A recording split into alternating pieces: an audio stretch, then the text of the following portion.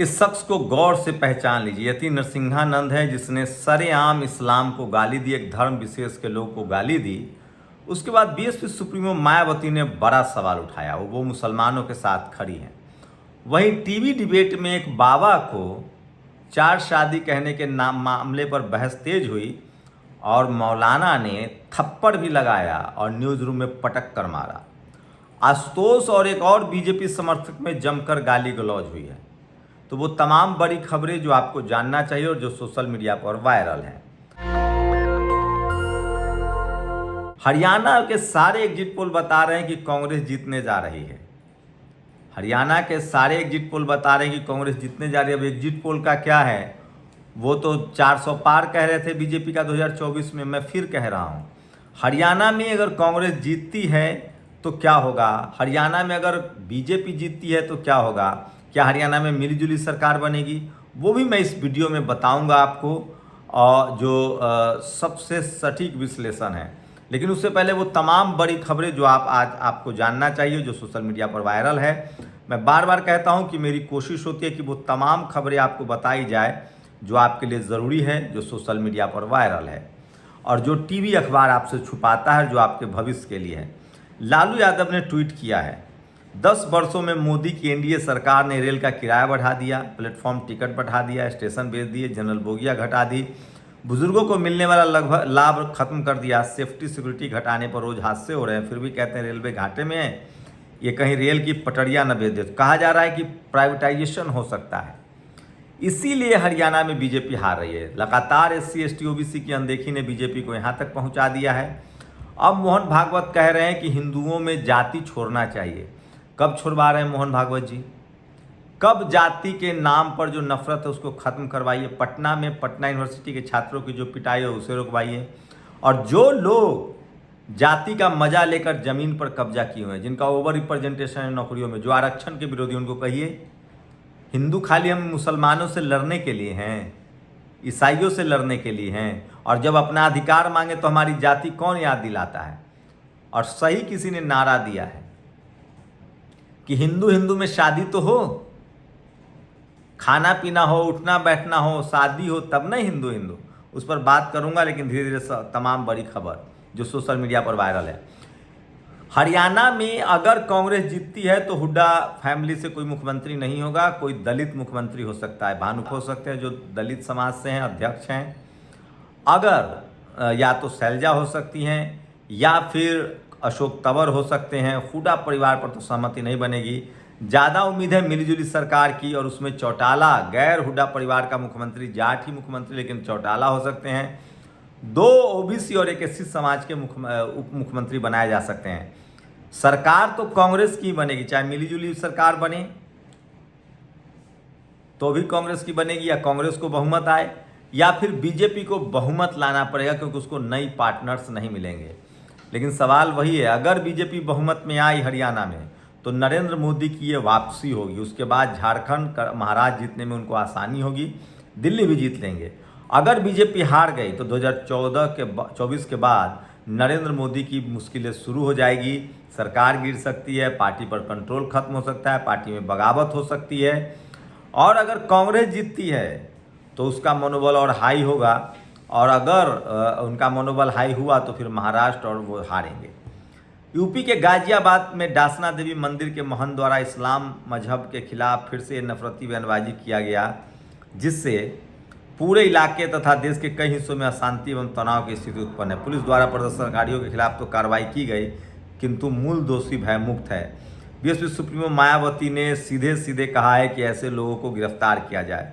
और सोचिए, ये तस्वीरें सोशल मीडिया पर वायरल है। दिल्ली में बस मार्शल की नौकरी जा रही है। आम आदमी पार्टी के नेताओं ने बीजेपी के 4-5 विधायक उनके पैर पकड़ लिए, क्योंकि यहाँ LG की सरकार है, केंद्र की सरकार है, और यहाँ अरविंद केजरीवाल और केंद्र के बीच में लोग पिस रहे हैं। सच्चाई है कि इससे अच्छा तो बीजेपी चाहती है कि कोई काम न हो और वो उनको सत्ता मिल जाए। ये तस्वीर देखिए, मिथुन मिश्रा हैं। ये मिथुन मिश्रा पेशे से यूट्यूबर हैं, पत्रकार हैं, अपराध प्रभावित इलाकों की रिपोर्टिंग कर रहे थे। मुजफ्फरपुर पुलिस ने इनको जेल में डाल दिया। मुजफ्फरपुर में बिहार पुलिस कही कि इस व्यक्ति ने सरकारी काम में बाधा डाला है। मुजफ्फरपुर की घटना है ये। वहीं सोचिए किस तरह से जो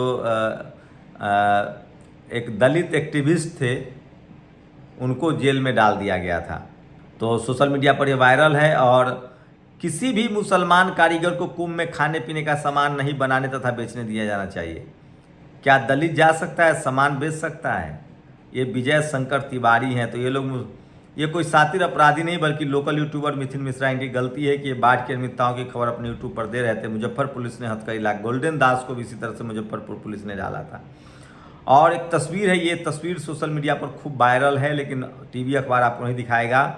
पुणे के यरवड़ा की झुग्गी झोपड़ी से निकलकर अमेरिका में प्रोफेसर बनने तक का बेहतरीन सफर तय करने वाली दलित समाज से आने वाली शैलजा पाइक को अब प्रतिष्ठित मैक ऑथर फेलोशिप पाने वाली वो प्रोफेसर बनी है। उनको $8 लाख लगभग 7 करोड़ रुपए मिल रहे हैं ताकि वो और रिसर्च कर सकें। टीवी अखबार आपको नहीं दिखाएगा। ये वो तस्वीरें हैं जो दिखा रहा हूँ सोशल मीडिया पर। और एफआईआर होते ही आरएसएस के एक्स गोवा चीफ भाग गए। तो ये लोग दलित पिछड़ों को खाली लड़ाते हैं। सरकारी बैंकों में भी शुरू हुई अग्निवीर जैसी भर्तियां। अगला नंबर रेलवे का होगा। नौकरियां जा रही है। प्रधानमंत्री मोदी जी भले ही बेटी बचाओ बेटी पढ़ाओ को जमीनी स्तर पर क्रियान्वित नहीं करा सके हैं, यूपी के बरेली के दमखोदा ब्लॉक में प्राथमिक विद्यालय गरगरिया में शौचालय साफ करती बच्चियों का वीडियो देखिए। मैं तस्वीरें दिखा सकता हूं, चंद्रशेखर आजाद ने ट्वीट किया है। और ये वो डिबेट है जिसमें मुस्लिम समाज के एक मौलाना ने इन बाबा को थप्पड़ मारा। और पटना में जिस एससी समाज के युवक पर हमला हुआ था उसमें रंजन यादव सोशलिस्ट की जो टीम है वो उनसे जाकर मिली है, उनका हौसला अफजाई किया है और कहा है कि कानूनी कार्रवाई। उन्होंने मांग की है कि किसी भी कीमत पर तेजस्वी विपक्षी नेताओं को इस छात्र से मिलना चाहिए। तो ये तस्वीरें सोशल मीडिया पर बहुत वायरल है। और सोचिए आज भी जातिवादी गुंडे जो हैं वो इस तरह का हमला करते हैं। और ये मोहन भागवत कहते हैं कि जाति हिंदू एकजुट हो। सोचिए हम लोग पत्रकारिता करते हुए नहीं पच रहे इनको। हम लोग किसी धर्म के खिलाफ नहीं है, किसी जाति के खिलाफ नहीं है, जातिवाद मनुवाद के खिलाफ है। ये नितिन गडकरी हैं जो हमारे देश के 2014 से सड़क परिवहन राज्य मंत्री। इनकी सत्ता पक्ष में ही नहीं बल्कि विपक्ष पूरे समेत में मज बनी। कुछ चैनल तो इन्हें the highway man of India कहते हैं। एक्स हैंडल खुरपेच ने इनकी असलियत सामने रख दी है। आज इन्हें पूरे देश में अलग अलग तरीके से ट्रोल किया जा रहा है। इनकी जो image the highway man of India बनाई गई थी, खुरपेच ने the tall man of India बना दी है। तो सबसे ज़्यादा टॉल इन्हीं की सरकार में वसूला जा रहा है। ये भी सोशल मीडिया पर वायरल है। और इसलिए कहता हूँ कि सोशल मीडिया ही सच्चा मीडिया है, सोशल मीडिया ही बहुजन मीडिया है। और सोचिए किस तरह से शुभांकर मिश्रा ने लालू यादव के जो बड़े बेटे हैं उनको चैनल पर बुलाकर जलील किया है। कोई और होता तो नहीं जाता भाई साहब। और ये दुबे दंपति हैं, राजीव दुबे और असीम दुबे। इन्होंने 1-2 करोड़ नहीं 35 करोड़ रुपए कानपुर में ठगे हैं। पता नहीं इन पर बुलडोजर चलेगा, इनकाउंटर होगा। 35 करोड़ रुपए इन्होंने ठगा। इन लोगों को कहते थे कि जो 60 साल के लोग हैं उनको 25 साल का कर दिया जाएगा। इसके लिए कोई थेरेपी आई है और थेरेपी पैकेज 90,000 रुपये का है।